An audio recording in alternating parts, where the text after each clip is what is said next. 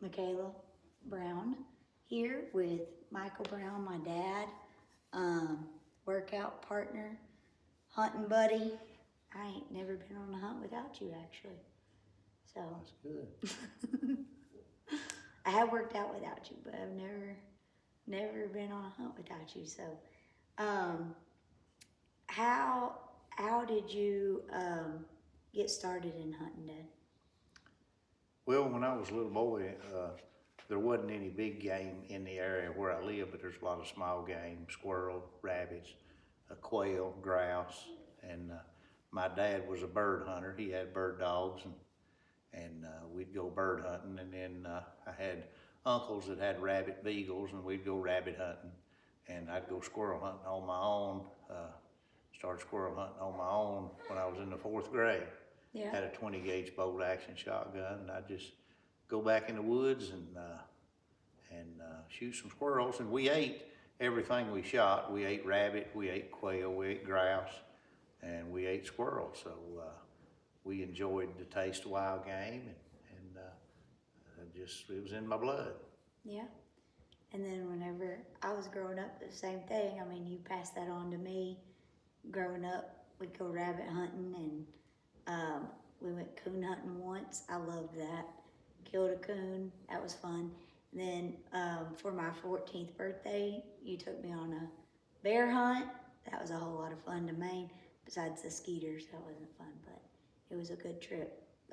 Killed a pretty decent sized bear, and then went with you several times hunting in Ohio and Kentucky, and then we went out to Idaho, and then but I haven't been on any really big game hunts like moose or elk yet, but hopefully we're going to do that in November, Lord willing.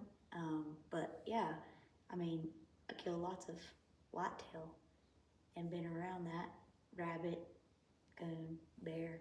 So yeah, we eat venison all the time though. That's the main source of protein around here. But yeah, so tell me a little bit about where you got into physical fitness at. Did that start at your childhood? Did you play sports, or how did that happen? Well, I didn't play sports, but I was very active. I was raised on a farm. We had cattle, we raised grain, we raised tobacco. Tobacco was a very physical job, and that kept me in good physical condition as a boy. And hunting, I didn't really have time to play sports. I was busy hunting and busy. I had my own crops that I raised to get my own money as a boy. So that's how I got into, the main way I got into physical fitness was I joined the Army when I was 18. I went into the Army, the infantry, and it was hardcore. And I got my first introduction to real hardcore exercise and a lot of running, a lot of marching with the pack on the back. And that's kind of how I got into physical fitness, was through the Army. Yeah, lots of running. Lots of cardio. Running. Lots of cardio. You love that. I can't say I love it, but I like cardio better than I like weightlifting. I've never been on a mountain and the guide say, hey, let's do some deadlifts. But I have had to pick up some L cams and some shoulders and pack out a little bit of moose. So I know that it's important. Right. Weight training is important, but I prefer the cardio myself. Because I was a runner in the Army. I was among the top 10 fastest men in my battalion. There was about 1,200 men in my battalion. I didn't even know as a boy I was a runner. If I'd known I could run, I would have got into track. But I didn't realize I was a runner till I got into the military. Yeah, I'm the complete opposite though. I love to lift, which you know that. But yeah, I didn't play sports either growing up, and I didn't know I loved it at all. You asked me a question the other day. You said if somebody had told you when you were in high school if you'd be a CrossFit coach now, what would you have said? And I said, I would have laughed at them because that was not something that I grew up doing, right? But fast forward, went to college, was out of shape, wasn't very physical, moved to North Dakota, had some mental health, things come up. So a friend invited me to CrossFit, went, and I fell in love with it, especially the weightlifting side. I mean, I know we have to do it all to be, well-rounded or whatever, but fell in love with it and came back to Tennessee when I moved home in 2022. I decided that I wanted to open a gym to help other people like I had been helped, and why not? And so we did that, joined up with Mayhem Programming at that time because I knew Rich was just an incredible, person and had a good program for what I was trying to do. And I love that they mixed faith, family, service all together, and fitness all together. So we joined their programming, and I started a gym. And then in 2023, I actually got in with the Mayhem Performance Coaching, dug a little deeper into that whole side of things, got to know the people at Mayhem even more, fell in love with it more. And then this challenge presented itself, and I was like, I'm going to do it. And so I come to you and said, hey, you want to do this with me? And you're like, yeah, sure, let's do it. So we have that hunt in November, so it's perfect time. Also, talking about service and helping others, and also the faith side of things. Let's talk a little bit about that. We haven't talked about that. The faith side of things, and I know that we put Jesus at the forefront of everything we do. Right. And he's given us these beautiful creatures to hunt and gave the bodies to be able to do physical fitness. So when did you get a relationship with Jesus and get into being a Christian and putting Jesus first? Well, it was 1998. I think it was March 28th on a Saturday. God had been dealing with me about myself. I think I was 33 years old at the time, and I'd never been saved. I'd been in church as a boy, but I didn't have anything personal with Jesus. And I guess I could just say the Lord came by my house about 5:30 on a Saturday morning, and I had an experience with God there, and He put a hunger in me for the truth and for His Word, and I just started studying and praying, and it's been a journey.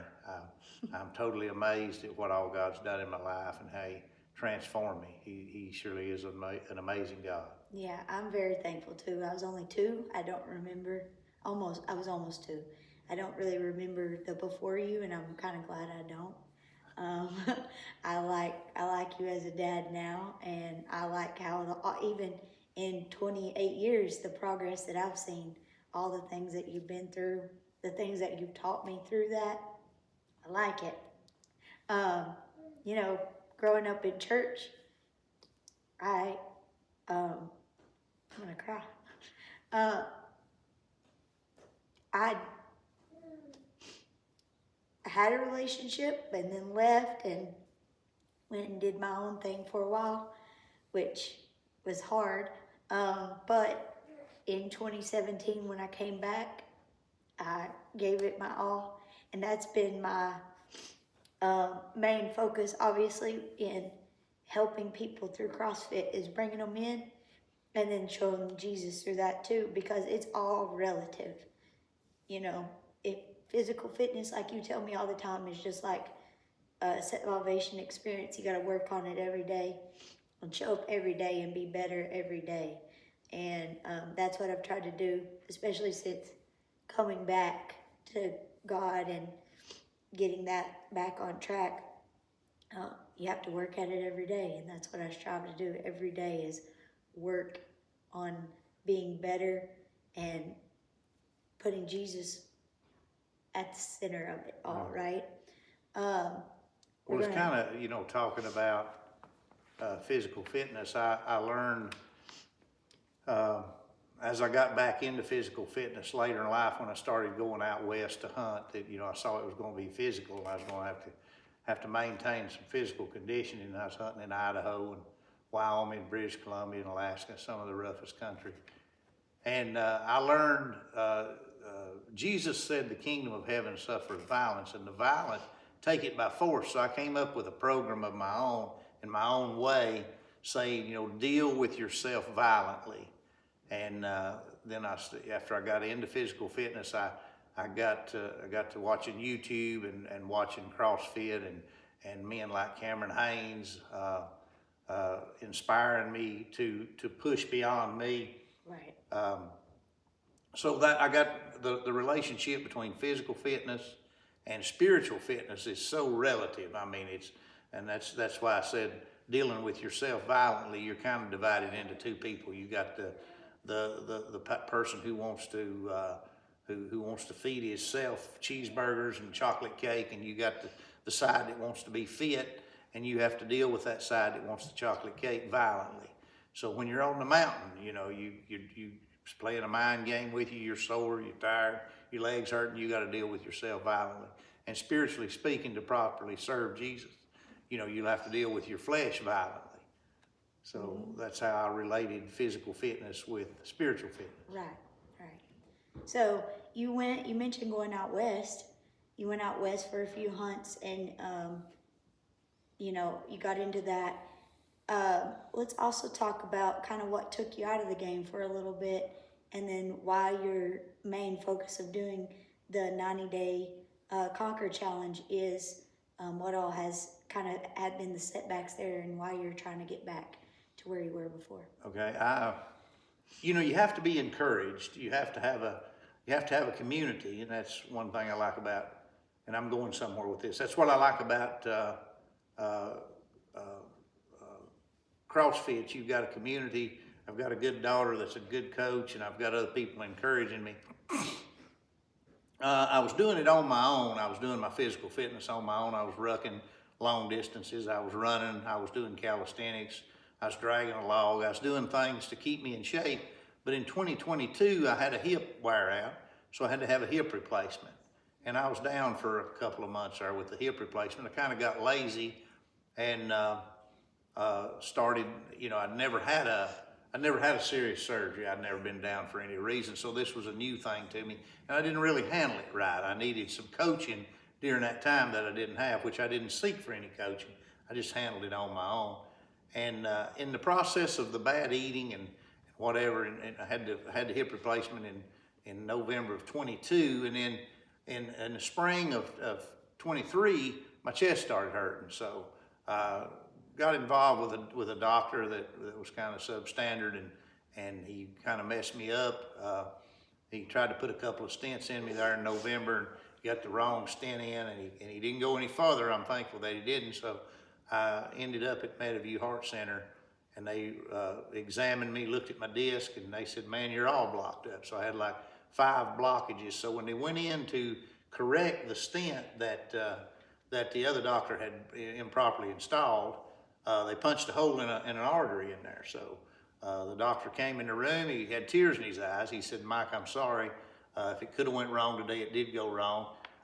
We punched a hole in an artery while we was doing the heart cath, and I was seeing white, and I was floating, and another doctor stepped up and said, "I'm Dr. Dixon. I'm your anesthesiologist. I'll be putting you out for your emergency open heart surgery." And he tapped me on the neck and said, "Get up, pour it in this neck." And he looked at the people across the table there, across the bed, and my wife was in that group, and he said, "Everybody step back and let this lady kiss this man goodbye."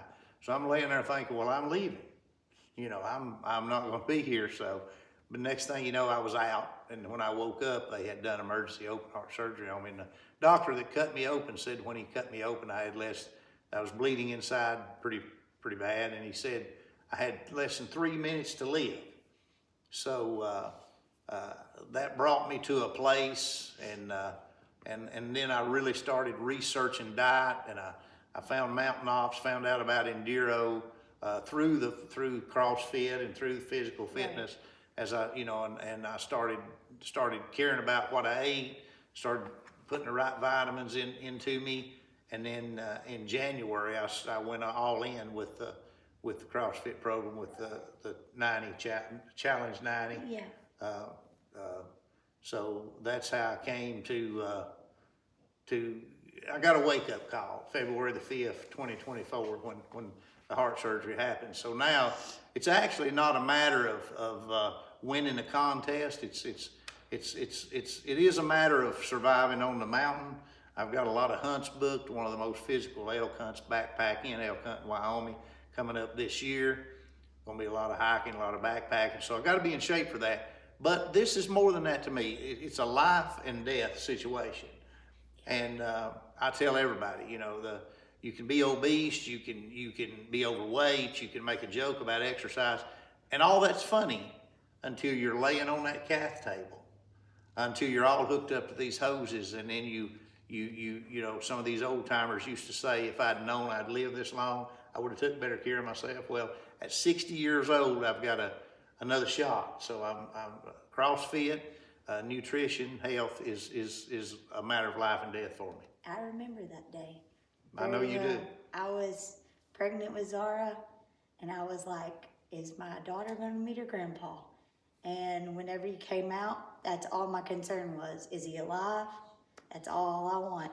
Because I knew that once you did wake up, that you would see it that way.